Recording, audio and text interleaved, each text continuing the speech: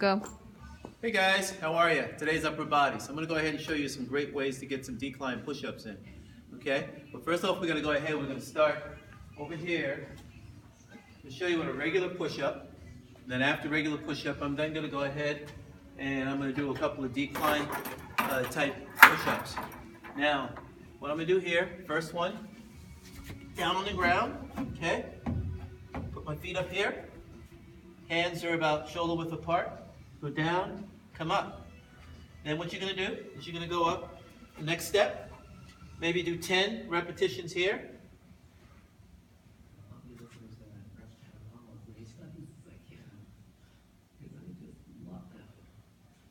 Then go to that next step.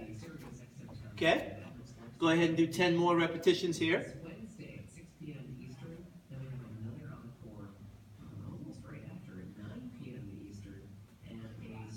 Then come back down, do 10 more here, and then come down and do 10 more here.